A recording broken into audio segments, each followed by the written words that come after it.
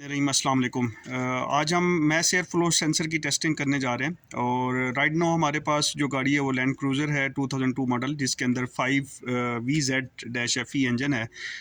इस इंजन के अंदर जो मैस एयर फ्लो सेंसर लगा हुआ है वो टोयोटा का अपना 22204 और -21010 इसका पार्ट नंबर है।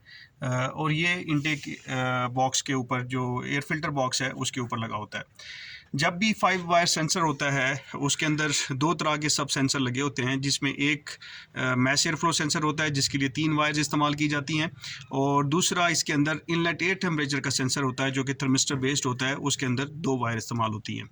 अब इन मैस एयर फ्लो सेंसर्स में एनालॉग भी होते हैं और डिजिटल भी होते हैं। ये जो पर्टिकुलर सेंसर है जिसका पार्ट नंबर मैंने बताया है कि टोयोटा 22204-21010, ये part number analogue MAF sensor का है। एनालॉग और डिजिटल में फ़र्क ये होता है कि जो एनालॉग है उसमें जो आउटपुट आती है मैफ सेंसर की, वो एनालॉग वैल्यूज़ होती हैं। जब हम एनालॉग बात करते हैं तो इसका मतलब ये है कि उसकी वोल्टेजेस 0 से शुरू होकर 0.1 से होते हुए 1.45645 वोल्ट तक चले जाते हैं, और इसमें वोल्टेज मिलती है ECU को, और ECU उसी वोल्टेज को कन्वर्ट करता है ग्राम पर सेकंड में, जो कि मैस एयर फ्लो का पैरामीटर है उसके अंदर जब आप स्कैनर डाटा आप देखते हैं। जो डिजिटल होता है उसमें बेसिकली वोल्टेज वैल्यू आउटपुट नहीं करता ये सेंसर, ये फ्रीक्वेंसी आउटपुट करता है। जिस तरह से वोल्टेज की वैल्यू 0 से लेकर 5 वोल्ट दे रहा होता है, इसी तरह ये हर्ट्स के अंदर आउटपुट देता है, और हर्ट्स में ही वो मेजर की जा सकती है। अभी हम मल्टीमीटर में एनालॉग को जब देखेंगे तो हमें आउटपुट जो मल्टीमीटर पे मिलेगी इस सेंसर की, वो वोल्टेजेस के अंदर होगी, और जब हम डिजिटल को देखेंगे तो डिजिटल में आप वोल्टेजेस मेजर जब करेंगे तो वो एक फ़िक्स वोल्टेज आपको मिलेगी 19-20 के, थोड़ा सा उसमें प्लस माइनस आता है, एम्पलीट्यूड 19 कुछ फ़र्क आता है उसके अंदर।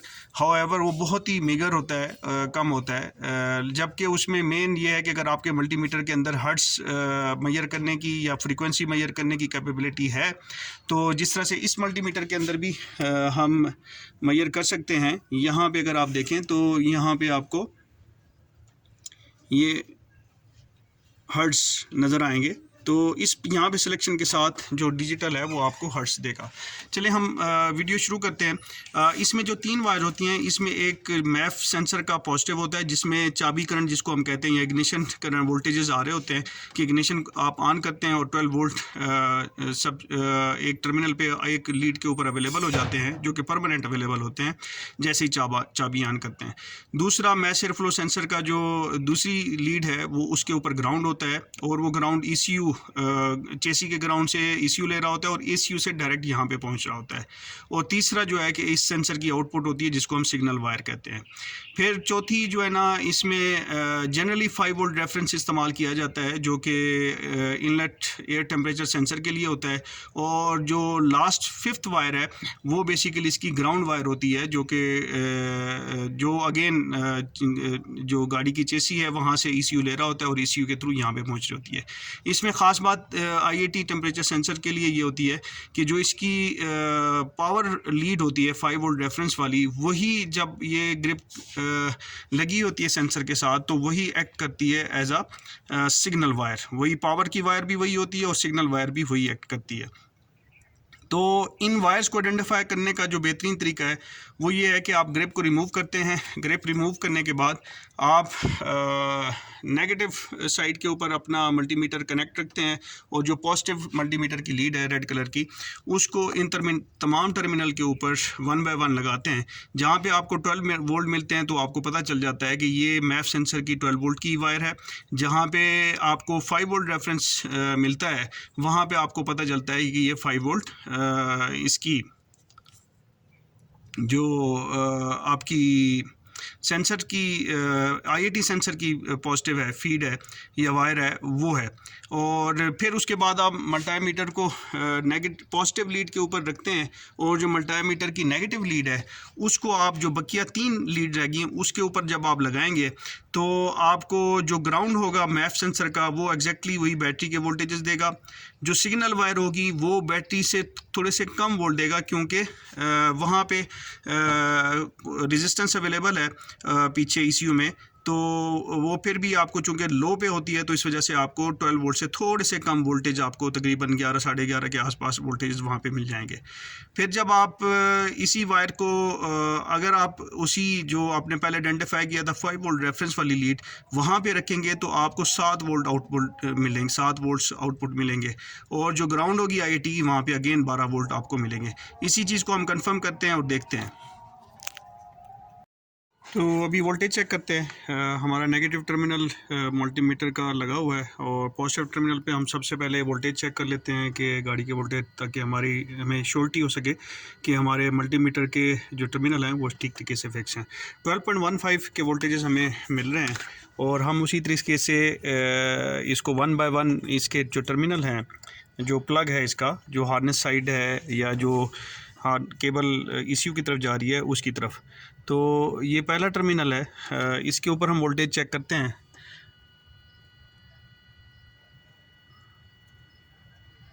तो ये हमें तकरीबन 12 वोल्टेज मिल रहे हैं, 11.99 का फिगर आ रहा है। और फिर सेकंड टर्मिनल पे जाते हैं। असल में मैं एक हाथ से कर रहा हूँ तो उसकी वजह से थोड़ा सा कुछ फ़र्क आ रहा है। इसमें 0.02, इसका मतलब है ये सस्पेक्टेड है कि ये ग्राउंड है। फिर उसके बाद थर्ड टर्मिनल के ऊपर जाते हैं तो 0.025 मिल रहा है। ये ग्राउंड है या सिग्नल लाइन में से कोई एक चीज़ है। जब 12 वोल्ट हमने देख लिया है तो उसके साथ ही जो मैफ की तीनों वायर्स हैं वो इकट्ठे होती हैं। जब 12 वोल्ट मिल गया है तो इसका मतलब ये है कि इसके साथ वाली मैफ से कंसर्न नहीं है। अब हम फोर्थ के ऊपर जाते हैं और फोर्थ के ऊपर वोल्टेज चेक करते हैं। ये 5 वोल्ट कंप्लीट दिखा रहा है, यहाँ पे प्रोब सही तरीके से पड़ी है। तो ये 5 वोल्ट रेफरेंस IAT का है और IAT के साथ यकीनन इसका ग्राउंड होगा और ग्राउंड के ऊपर 0 या 0.02 समथिंग आने चाहिए, जो कि ग्राउंड साइड के वोल्टेज हैं, जो कि 0 वोल्टेज हैं। तो ये इस तरह से हमें दो इसके टर्मिनल में पता चल गया है कि जो सबसे पहला है वो 12 वोल्ट है, वो मैफ का 12 वोल्ट है, और जो फोर्थ टर्मिनल है वो IAT का 5 वोल्ट रेफरेंस है। अब हम इसी को पॉजिटिव टर्मिनल के साथ कनेक्ट करेंगे। मल्टीमीटर को नेगेटिव टर्मिनल हम रिमूव करेंगे और मैफ सेंसर की तरफ जाएंगे ताकि हमें ग्राउंड आइडेंटिफाई हो सके, और हम कोशिश करेंगे कि जहाँ से सिग्नल वायर भी हमें पता चल सके। हम अगेन चेक करेंगे कि हमारी लीड्स ठीक तरीके से लगी हैं कि नहीं। बिल्कुल लीड्स पॉजिटिव कनेक्ट हो चुकी भी है और ठीक कनेक्ट हुई है। अब हम फर्स्ट को छोड़ देंगे। हम देखना भी चाहें तो हमें मिल जाएगा कि वहाँ पे कोई वो नहीं आएगा। तो सेकंड के ऊपर हम देखते हैं तो हमें 12 वोल्ट मिल रहे हैं। तो इसका मतलब है कि ये ग्राउंड टर्मिनल है, ये अर्थ है। और फिर थर्ड के ऊपर जाते हैं और आप ये देखें कि ये 12.11 बैटरी के वोल्टेज 09 आ रहा है। तो इसका मतलब है ये श्योर शॉट ये ग्राउंड है जिस टर्मिनल पे हमने रखा है। अब हम थर्ड टर्मिनल पे जाते हैं और यहाँ पे हमें 11.86 के आसपास ये सस्पेक्टेड है कि ये जो थर्ड टर्मिनल है ये इसका जो सिग्नल वायर है मैफ की वो है। हाउएवर इसके लिए मज़ीद चेक भी करेंगे, कंफर्म करेंगे कि सेकंड और थर्ड में से सिग्नल वायर कौन सी है। मेरे ख्याल में जो सेकंड है वो इसकी ग्राउंड है। अब फोर्थ के ऊपर हम लगाएंगे तो मैं कह रहा था कि फोर्थ के ऊपर जो पहले 5 वोल्ट मिल रहे थे यहाँ पे हमें 7 वोल्ट मिलने चाहिए। तो ये आप देखेंगे 7 वोल्ट मिल रहे हैं। 7 वोल्ट क्यों मिल रहे हैं कि मल्टीमीटर बेसिकली दो टर्मिनल का डिफरेंस देता है। उस टर्मिनल के ऊपर जहाँ पे अभी लगा हुआ है मल्टीमीटर का एक टर्मिनल बैटरी के पॉजिटिव टर्मिनल पे, तो वहाँ पे 12 वोल्ट अवेलेबल है, जबकि इसके ऊपर हमने देखा था कि 5 वोल्ट। जब 5 वोल्ट और 12 वोल्ट का आप डिफरेंस लें तो आपको यहाँ पे 7 वोल्ट मिलेगा। तो ये कंफर्म हो गया कि जो फोर्थ टर्मिनल है ये IAT की पॉजिटिव फीड है, और यही मैंने जैसे पहले बताया था कि यही पॉजिटिव जो फीड है यही जाके सिग्नल वायर भी बन जाती है जब हम इसको कनेक्ट करते हैं। आप ग्राउंड इसका चेक कर लेते हैं कि IAT का ये ग्राउंड है कि नहीं है। बिल्कुल ग्राउंड है, 12 वोल्ट इसके ऊपर आ रहे हैं और हमने यहाँ पे पिन के ऊपर चेक किया हुआ है। तो ये हमारे चेक कंप्लीट हो गए और इसके बाद हमने दोबारा जो मैफ सेंसर की आउटपुट है, जो सिग्नल वायर है और ग्राउंड जो सेकंड और थर्ड टर्मिनल है, उसमें हमने ये कंफर्म करना है कि क्या सिग्नल जो सेकंड टर्मिनल है या सेकंड लीड है राइट साइड से, वो क्या ग्राउंड ही है और थर्ड सिग्नल वायर ही है या दोनों का आपस में फ़र्क है। तो इसको हम आप कनेक्ट करेंगे। ये मैफ कनेक्ट हो गया है। अच्छा, जब मैफ कनेक्ट हो जाता है तो इसका मतलब ये है कि जो हमारी पॉजिटिव जो फर्स्ट 12 वोल्ट वाली लीड है वो सर्किट के अंदर उसके 12 वोल्ट अवेलेबल हो गए हैं और वो ग्राउंड के साथ थ्रू हो रही है। उसकी वजह से यहाँ पे अब जो थर्ड वायर है उसके ऊपर कुछ ना कुछ आउटपुट आ रही होगी और जो IAT का है उसके जो 5 वोल्ट हैं वो सिस्टम के अंदर जा चुके हुए हैं और वो ग्राउंड के साथ कनेक्टेड हैं, सेंसर अपना काम कर रहा है। तो अब इनमें फ़र्क आ चुका होगा। तो उस फ़र्क के थ्रू हमें, जिस तरह से हमें डाउट था कि सेकंड और थर्ड में से सिग्नल कौन सी, ग्राउंड कौन सी है, उससे हमें क्लैरिटी के साथ आइडिया हो सकता है। राइट नाउ मैंने ये बैक प्रोबिंग की हुई है और अगर आप गौर से देख सकें ये थर्ड पिन के साथ, ये जो थर्ड पिन है ये यहाँ पे मैंने इसको प्रोब किया हुआ है और इसके मैं वोल्टेज चेक करूँगा कि जिस तरह से मैं कह रहा था कि जी ये सस्पेक्टेड सिग्नल है क्योंकि इसके 12 वोल्ट कंप्लीट नहीं आ रहे थे, 11.87 के आसपास आ रहे थे। तो इसको हम देखते हैं कि इसके ऊपर वोल्टेजेस क्या आ रहे हैं। तो इसके लिए सबसे पहले अगेन हम ब्लैक जो मल्टीमीटर की वायर है उसको हम नेगेटिव टर्मिनल के साथ हमने लगा दिया है और पॉजिटिव को, और सबसे पहले अगेन हम चेक करेंगे कि हमारी लीड सही तरीके से कनेक्टेड है। तो हमें 12 वोल्ट मिल रहे हैं तो इसका मतलब है जो उसका कनेक्शन फर्मली है अवेलेबल। अब हम इसको चेक करेंगे कि यहाँ पर हमारे पास किस किस्म के वोल्टेजेस आ रहे हैं। तो अब नेगेटिव के साथ हमें यहाँ पे पहले 0.01 0.02 के आसपास मिल रहे थे वोल्टेज, जबकि अभी 0.707 आ रहे हैं। अब अगर हम इसको सस्पेक्ट कर रहे हैं कि ये थर्ड टर्मिनल हमारा सिग्नल है तो और साथ में ये हमें ये भी है कि ये एनालॉग, हमें पता है एनालॉग है। तो अगर हम इस मैफ सेंसर को यहीं पे रिमूव करके थोड़ा सा इसके अंदर एयर ब्लो करें या फूंक मारें तो ये वोल्टेजेस चेंज होने चाहिए। अगर ये चेंज होते हैं तो इसका मतलब श्योर शॉट होगा कि आपका थर्ड टर्मिनल आपका कंप्लीट वो है सिग्नल वायर है मैफ सेंसर की। तो हम इस चीज़ को देखते हैं। ये मैफ मैंने उतार लिया है और बैक प्रोबिंग हुई है, मल्टीमीटर के साथ अटैच है और आप देख रहे हैं कि अभी 0.63 समथिंग वोल्टेजेस आ रहे हैं। इसको मैं थोड़ा सा फूंक देता हूँ और फिर आप देखिएगा कि वोल्टेज में क्या फ़र्क आता है।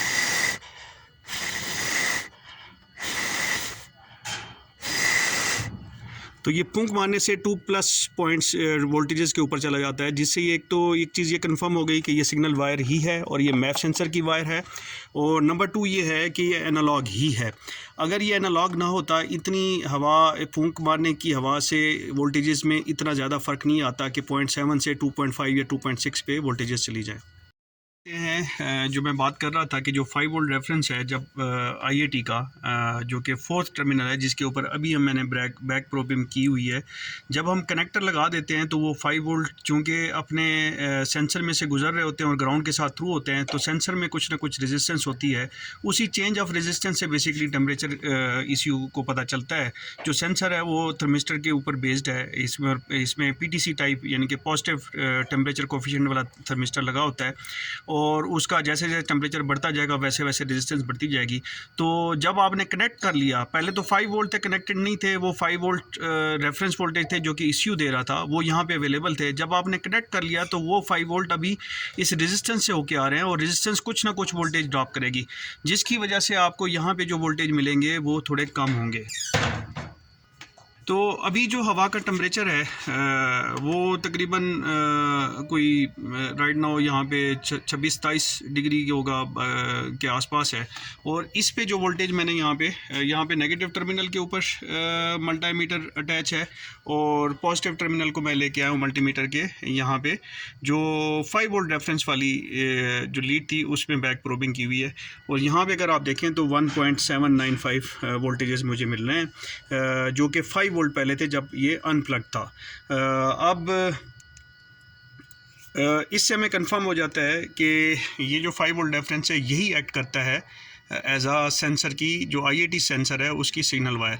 अब अगर इसका भी एक चेक है, अगर आपने फर्दर कंफर्मेशन करनी है, वैसे ये श्योर शॉट है कि अगर आप इसको निकाल के इसको हल्का सा टेम्परेचर इसके पास करेंगे तो आपको इस वोल्टेज वैल्यू के अंदर डिफरेंस, जैसे जैसे टेम्परेचर बढ़ता जाएगा इस सेंसर के इर्द गिर्द इसको निकाल के आप बाहर, तो वैसे वैसे आप बल्ब रख सकते हैं। कोई 60 वाट के 100 वाट का इसके करीब अगर आप करेंगे बल्ब को तो आपको यहाँ पे वोल्टेज की वैल्यू बढ़ती हुई नज़र आएंगी।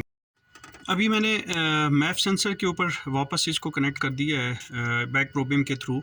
मैफ सेंसर के जो सिग्नल वायर है, जो कि थर्ड वायर है इस सेंसर के अंदर, यहाँ पे जो नज़र आ रही है, हम मैफ सेंसर का जो सिग्नल है उसका ग्राफ लेते हैं। ये जो मल्टीमीटर मेरे पास अवेलेबल है, इसके अंदर ग्राफ की ऑप्शन भी अवेलेबल है। ये टूल टॉप कंपनी है ET828, ये उसका मल्टीमीटर है जिसके अंदर फ्रीक्वेंसी चेक भी है, पल्स विड्थ भी आ जाती है, ड्यूटी साइकिल भी आ जाता है, और ग्राफिंग भी हो सकती है जिस तरह से ऑसिलोस्कोप में होता है। बेसिकली ये छोटी सी ऑसिलोस्कोप है जिसको हैंडहेल्ड ऑसिलोस्कोप भी हम कह सकते हैं। ये ग्राफिंग मल्टीमीटर है। 18 ये तकरीबन 15 से 20 हज़ार की रेंज में दराज या कुछ इसकी वेबसाइट्स अवेलेबल है, वहाँ से मिल जाता है ईजीली।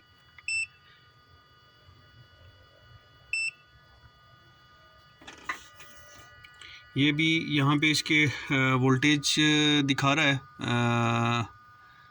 और अब हम इसको जो चीज़ देखने वाले हैं, इसमें जो मेन चीज़ होती है कि इसका जो इस एक्सेस के ऊपर टाइम है कि ये टाइम के हिसाब से शो कर रहा है कि 1 second, 2 second, 3 second, 4 second, what. और यहाँ पे वोल्टेजेस हैं, तो ये वोल्टेज का लेवल अभी शो कर रहा है कि ये जो येलो कलर की लाइन है ये वोल्टेज लेवल शो करा रही है। और राइट नाउ कांस्टेंट वोल्ट हैं तकरीबन 0.7 के इसमें। इसमें जो इम्पोर्टेंट चीज़ है कि अभी ये 5 मिली सेकेंड के ऊपर, ये एक बॉक्स 5 मिली सेकेंड को रिप्रेजेंट कर रहा है, 10 मिली सेकेंड। तो हम इसको 1 सेकेंड के ऊपर लेके आएंगे और इसका टाइम चेंज करेंगे।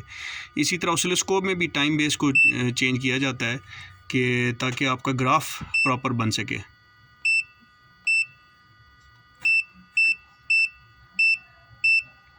ये 20 मिली सेकेंड, 50 मिली सेकेंड, 100 मिली सेकेंड, 200, 500 मिली सेकेंड, और ये 1 सेकेंड के ऊपर आ गया। अब ये हर बॉक्स इस तरफ को हम ट्रैवल करें, ये 1 सेकेंड, 2 सेकेंड, 3 सेकेंड, तो ये टाइम के साथ ये देगा।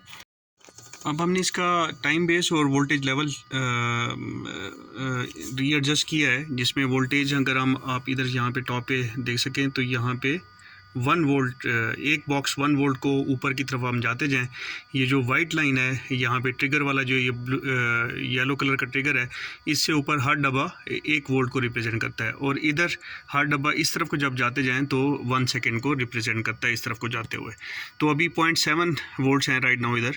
अब हम मैफ के ऊपर फूंक मारते हैं और देखते हैं कि ग्राफ किस किस्म का वेरिएशन आती हैं।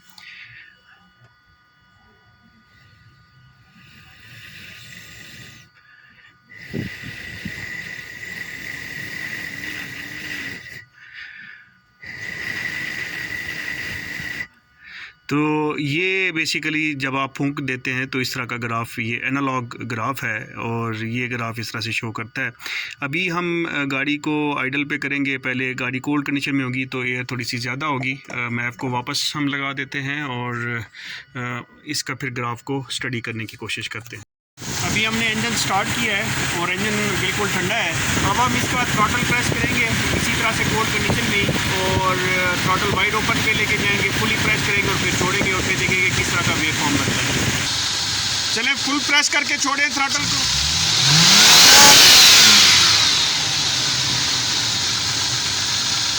अभी दोबारा एक दफ़ा फिर, अभी फिर,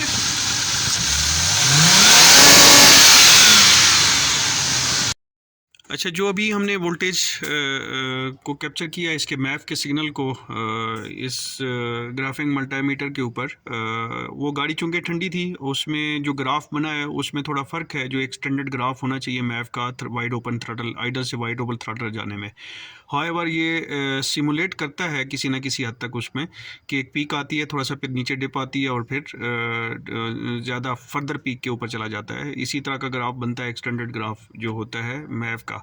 तो अगर हमने मैप की इंटेग्रिटी लेनी हो तो इस तरह की ग्राफ को स्टडी करके हम उसकी इंटेग्रिटी ले सकते हैं, और इस चीज़ के ऊपर हम बड़ी डिटेल में डिस्कशन करेंगे जब हम मैप सेंसर के ऊपर एक डिटेल लेक्चर, फॉर्मल लेक्चर करेंगे इंशाल्लाह। तो ये इसका एक चेक है। और उसके बाद हम एक चेक मिस कर गए हैं, उसमें यही वोल्टेज लेवल को देखते हुए हम करते ये हैं कि इसको थोड़ा सा टैप करते हैं और फिर देखते हैं कि इसके टैपिंग की वजह से अगर कोई वोल्टेज में कोई सिग्निफिकेंट वेरिएशन आती हैं, ऊपर नीचे होते हैं वोल्टेज, तो उसका मतलब ये होता है कि इसकी जो अंदर वाली सर्किटरी है वो हिली हुई है, उसमें प्रॉब्लम है।